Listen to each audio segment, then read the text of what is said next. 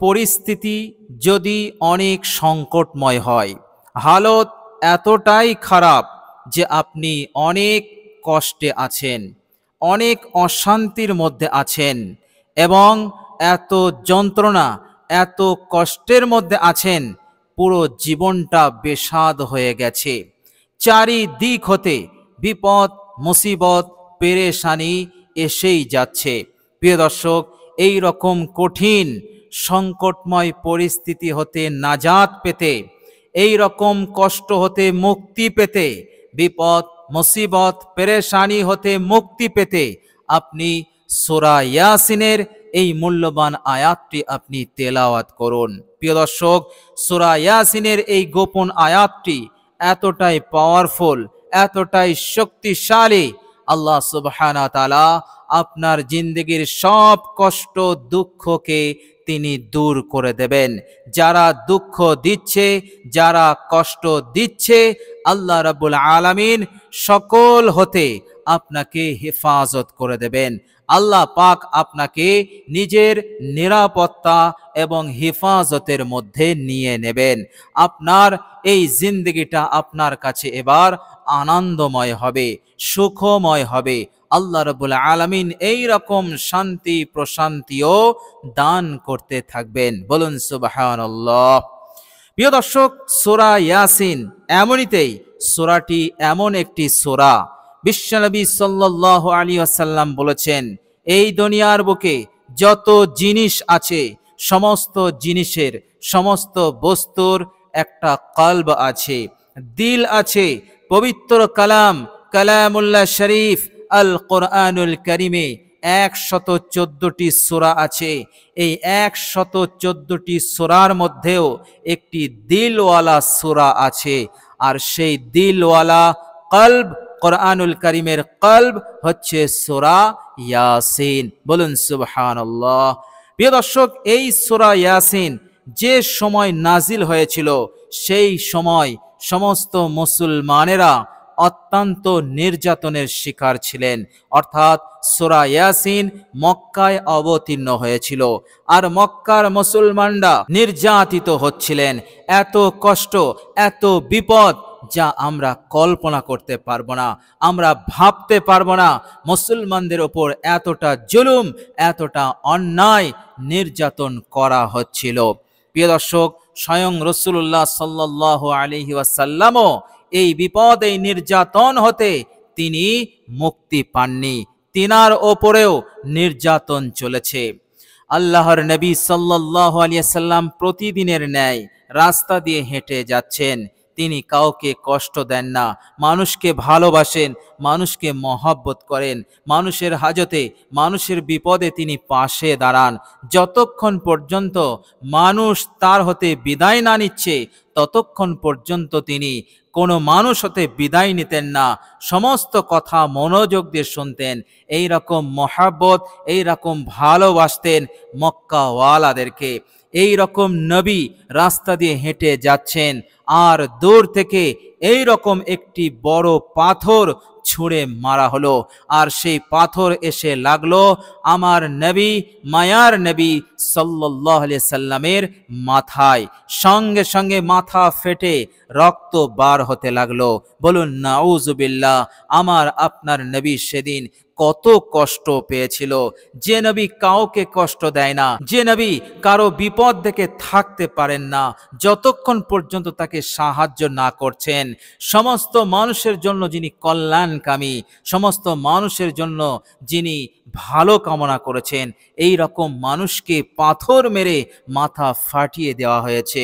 বিশ্বনবী সাল্লাল্লাহু আলাইহি সাল্লাম এই রকম নির্যাতনের শিকার হয়েছেন। প্রিয় দর্শক, হাদিস শরীফের মধ্যে এসেছে বিশ্বনবী সাল্লাল্লাহু আলাইহি সাল্লাম একটি গর্তে পড়ে আছেন। এমন সময় তিনার মেয়ে হযরত জাইনাব রাদিয়াল্লাহু তাআলা আনহা, তিনি ছুটে ছুটে, কাঁদতে কাঁদতে, ছুটতে ছুটতে আসলেন, আর হাতে পানি নিয়ে আসলেন, আর নবীজি সাল্লাল্লাহু আলাইহি সাল্লামকে তিনি মুখটা ধুয়ে দিচ্ছিলেন। কেননা ইনাকে ধাক্কা মেরে গর্তে ফেলে দেওয়া হয়েছিল, লাথি মারা হয়েছিল, এভাবে কিল ঘুষি যে যেমন পেরেছে মারা হয়েছিল। থুতু নিক্ষেপ করা হয়েছিল। প্রিয় দর্শক, থুতু নিক্ষেপ কখন করা হয়?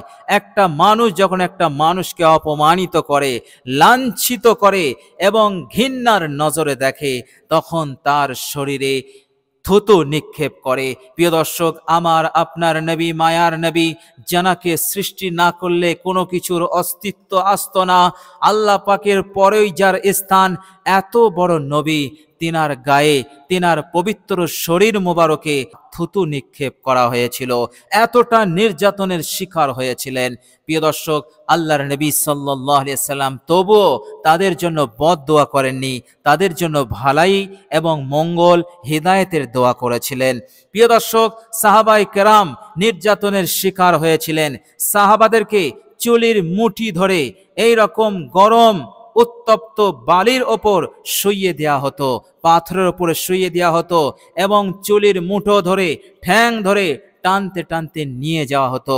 আবাল বৃদ্ধা বনিতা সকলেই লাথি, কিল, ঘুষি তারা মারত। এই রকম ভাবে অন্যায় জুলুমের স্টিম রোলার চলেছে মক্কার জিন্দেগিতে মুসলমানদের ওপর। সেই সময় আল্লাহ রাব্বুল আলামিন সহ্য করতে না পেরে তিনি সূরা ইয়াসিন তিনি নাজিল করলেন। প্রিয় দর্শক, এই সূরা ইয়াসিন অনেক অনেক ফজিলতে ভরা এই সূরাটি, এবং এই সূরাটির মধ্যে অনেক অনেক গোপনীয়তা আছে এবং অনেক সমস্যার সমাধান এই সূরার মধ্যে আছে। প্রিয় দর্শক, এই সূরাটির মধ্যে যে সমস্ত আয়াতগুলো গোপনীয় আয়াত, গোপন আয়াত, সেই আয়াতটির মধ্যে আজকে একটি আয়াত আমি আপনাদের সঙ্গে শেয়ার করব। এই আয়াতটি যদি আপনি মাত্র 21 বার বিশুদ্ধভাবে আপনি যদি তেলাওয়াত করতে পারেন, ইনশাআল্লাহ আল্লাহ পাক আপনার যত সমস্যা আছে, হাজার সমস্যার সমাধান আল্লাহ পাক করে দেবেন। আল্লাহ রাব্বুল আলামিন আপনাকে বিপদ মুসিবত হতে আপনাকে নাজাত দেবেন, মনের আশা পূরণ হবে। এই আয়াতটি এমনই, আপনার ইচ্ছা, নেক বাসনা আল্লাহ পাক পূরণ করে দেবেন। কেননা এই আয়াতটি এমন একটি সূরায় রয়েছে যে সূরাটি হচ্ছে কোরআনুল কারীমের দিল, যে সূরাটি আল্লাহ সুবহানাহু ওয়া তাআলা নিজে তেলাওয়াত করেছেন এই বিশ্ব ব্রহ্মাণ্ডল সৃষ্টির 1000 বছর আগে। বলুন সুবহানাল্লাহ। যখন এই পৃথিবী অস্তিত্বে আসেনি, যখন চন্দ্র সূর্য সৃষ্টি হয়নি, সপ্ত আকাশ কিছুই সৃষ্টি হয়নি, না ফেরেশতা সৃষ্টি হয়েছে, কোনো কিছুই সৃষ্টি হয়নি, আল্লাহ সুবহানাহু ওয়া তাআলা সব সৃষ্টির পূর্বে সূরা ইয়াসিনকে তিনি তেলাওয়াত করেছেন, সব সৃষ্টির 1000 বছর পূর্বে। আর আল্লাহ পাক সূরা ইয়াসিনের মধ্যে কসম করে বলছেন যে হযরত মুহাম্মদ সাল্লাল্লাহু আলাইহি সাল্লাম আমার নবী। হে নবী, আপনি হচ্ছেন রসুলদের মধ্যে একজন। তো আমার নবীর মর্যাদা সম্মান কত বেশি। যখন কোনো কিছুর অস্তিত্ব হলো না, তার পূর্ব হতেই আল্লাহ পাক আমার আপনার নবীকে নবুয়ত দিয়ে দিয়েছেন, নবী বানিয়ে দিয়েছেন। বলুন সুবহানাল্লাহ। তো প্রিয় দর্শক, সূরা ইয়াসিনের মধ্যে এই গোপন আয়াতটি অত্যন্ত ফজিলতপূর্ণ এবং অত্যন্ত উপকারী আয়াত। বলুন সুবহানাল্লাহ। প্রিয় দর্শক, আপনার জিন্দেগিতে শত্রু যদি কষ্ট দেয়, যেমন সাহাবাদেরকে তাদের শত্রুরা দিয়েছিল, এই রকম ভাবে আজকের দুনিয়াতে কোনো শত্রু, কোনো দুশমন আপনাকে যদি নির্যাতন করে, আপনাকে যদি কষ্ট দেয়, আপনার ওপরে জুলুম করতে থাকে, এভাবে করে আপনাকে অনেক বিপদগ্রস্ত করে রাখে এবং আপনার উন্নতিতে বাধা সৃষ্টি করে এবং আপনাকে অশান্তির মধ্যে ফেলে দিতে চায়, আপনাকে একেবারে কোণঠাসা করে রাখে, কেননা তারা প্রবল, শক্তিতে অনেক বেশি, আপনি দুর্বল, আপনি কিছুই করতে পারছেন না। প্রিয় দর্শক, আল্লাহ পাক করবেন, আল্লাহ পাক শায়েস্তা করবেন, আল্লাহ পাক জব্দ করে দেবেন। আপনি আমলটি করুন, ইনশাআল্লাহ আল্লাহ পাক অবশ্যই আপনাকে মদত করবেন, যেমনটা আল্লাহ পাক সাহাবীদেরকে মদত করেছিলেন। সাহাবীদেরকে মক্কার কাফেরদের জুলুম, অন্যায়, অত্যাচার, নির্যাতন হতে আল্লাহ পাক মুক্তি দিয়েছিলেন। মক্কা বিজয় হয়ে গেল, কাফেররা নত হয়ে তারা ভুল স্বীকার করলো, বলল মাফ করে দাও, আমরা অনেক অপরাধ করে ফেলেছি। অনুরূপভাবে আল্লাহ সুবহানাহু ওয়া তাআলা আপনাকেও এই এই রকম সাহায্য করবেন, শত্রু জব্দ হয়ে যাবে। আর কখনো আপনার পিছনে লাগা, আপনাকে কষ্ট দেওয়া, আপনার উন্নতিতে বাধা সৃষ্টি করার দুঃসাহস করতে পারবে না। তো প্রিয় দর্শক, নানান মুসিবত, নানান বিপদ, নানান সমস্যা হতে যদি আপনি বেরোতে চান, মুক্তি পেতে চান, তাহলে এই অসাধারণ আয়াতটি আপনি তেলাওয়াত করতে পারেন। প্রিয় দর্শক, চলুন এবার আমরা জেনে নেব এই মূল্যবান আমলটি আমরা কিভাবে আমরা করব। প্রিয় দর্শক, আমলটি আপনি রাতে করবেন। রাতে যখন আপনি করবেন, অবশ্যই আপনি অজু করে নেবেন। রাতে অজু করার এমনিতেই অনেক ফজিলত আছে। বিশ্বনবী সাল্লাল্লাহু আলাইহি ওয়াসাল্লাম বলেছেন, কোনো ব্যক্তি যদি অজু অবস্থায় শোয়, ঘুমায়, তো আল্লাহ পাক সাথে সাথে একটি ফেরেশতা পাঠিয়ে দেন এবং সেই ফেরেশতা সারা রাত ধরে তার জন্য ইস্তেগফার করতে থাকে এবং রহমতের দোয়া করতে থাকে। বলুন সুবহানাল্লাহ। এবং কোন হাদিসে এসেছে, একজন ফেরেশতা আসে এবং তার সঙ্গে একেবারে মিলিয়ে যায়, তার ঠোঁটের সঙ্গে ঠোঁট লাগিয়ে দেয়। বলুন সুবহানাল্লাহ। আর সারা রাত তাকে বিপদ আপদ মুসিবত হতে, ক্ষতিকারক প্রাণী হতে, এইভাবে করে আল্লাহ পাক সেই ফেরেশতার মাধ্যমে তাকে হেফাজত করে। এই ফেরেশতা তাকে হেফাজত করে সারা রাত। বলুন সুবহানাল্লাহ। তো প্রিয় দর্শক, রাতে অজু করার অনেক ফজিলত আছে। তো আমরা অজু করে নেব। অজু হয়ে গেলে কালেমায়ে শাহাদতটা আমরা পড়তে যেন না ভুলে যাই। আমরা একবার কালেমায়ে শাহাদত পাঠ করে নেব। এরপর আমরা যে জায়গাতে আমল করব, সেই জায়গাতে আমরা অত্যন্ত বিনয়ের সঙ্গে বসব। আপনি যে বিছানায় ঘুমান, সেই বিছানায় বসেও আপনি আমলটি করতে পারেন। আপনি খাটে, চৌকিতে, আপনি যেখানে ঘুমান সেই জায়গায় বসেও আপনি আমলটি করতে পারেন।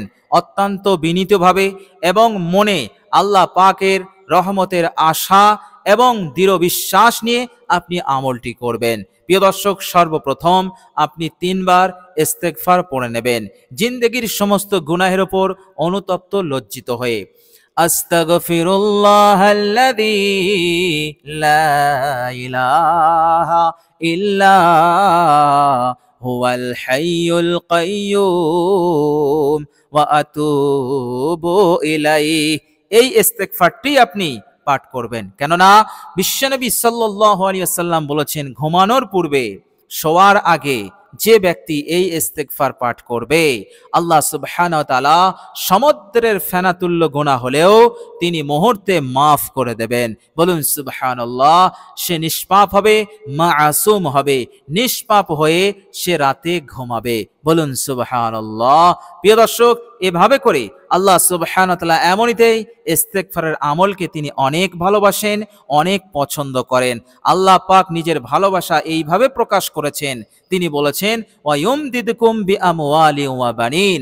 আমি তাদেরকে, অর্থাৎ ইস্তেগফারকারীদেরকে ধন সম্পদ দিয়ে, মাল দিয়ে, দৌলত দিয়ে, টাকা দিয়ে আমি সাহায্য করব।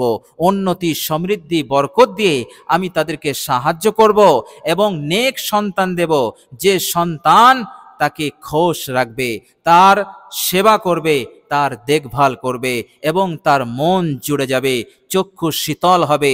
এমন আদর্শবান নেক সন্তান আমি তাদেরকে দেব। বলুন সুবহানাল্লাহ।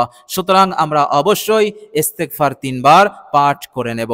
প্রিয় দর্শক, এরপর আমরা একবার দরুদ ইব্রাহিম পাঠ করে নেব। আল্লাহুম্মা সাল্লি আলা মুহাম্মাদিন ওয়া আলা আলি মুহাম্মাদ কামা সাল্লাইতা আলা ইব্রাহিম ওয়া আলা আলি ইব্রাহিম ইন্নাকা হামিদুম মাজিদ। اللهم بارك على محمد وعلى آل محمد كما باركت على إبراهيم وعلى آل إبراهيم ইন্নাকা হামিদুম মাজিদ। ভালোবাসার সঙ্গে আপনি দরুদ শরীফটি একবার পাঠ করবেন। এরপর আপনি সূরা ইয়াসিনের এই গোপন আয়াতটি আপনি 21 বার পাঠ করবেন। প্রিয় দর্শক, আয়াতটি হচ্ছে, আউযু বিল্লাহি মিনাশ শাইতানির রাজীম। বিসমিল্লাহির রহমানির রহিম। সালামুন কওলাম মির রাব্বির রহিম। সালামুন কওলাম মির রাব্বির রহিম। সালামুন কওলাম মির রাব্বির রহিম। সালামুন কওলাম মির রাব্বির রহিম। প্রিয় দর্শক, বিশুদ্ধভাবে ধীর স্থিরভাবে আপনি আয়াতটি তেলাওয়াত করবেন।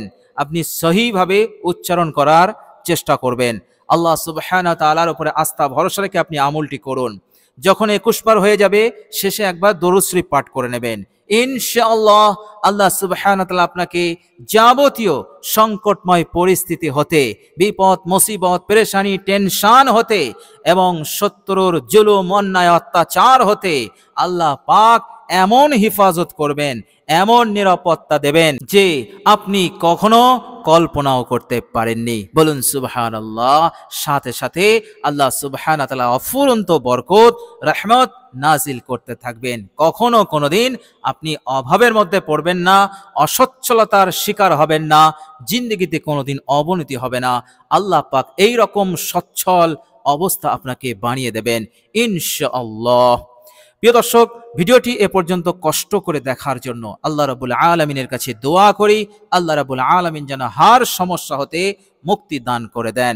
পেরেশানি টেনশন হতাশ অহেতুক চিন্তা দুশ্চিন্তা হতে আল্লাহ পাক যেন আমাদের মুক্তি দান করে দেন, মনের আশা আকাঙ্ক্ষা পূরণ করে দেন এবং আল্লাহ রাব্বুল আলামিন আমাদের সমস্ত গুনাহকে মাফ করে দিয়ে আল্লাহ পাক যেন আমাদের জান্নাতের ফয়সালা করে দেন। সকলে বলি আমিন সুম্মা আমিন। প্রিয় দর্শক, কমেন্ট বক্সে একবার আমিন লিখে দেবেন। আজ এ পর্যন্তই। সকলে ভালো থাকবেন, সুস্থ থাকবেন। ভিডিওটি ভালো লাগলে একটি লাইক এবং শেয়ার করে দেবেন। প্রিয় দর্শক, শেষে আমার আন্তরিক সালাম নেবেন। আসসালামু আলাইকুম ওয়া রাহমাতুল্লাহি ওয়া বারাকাতুহু।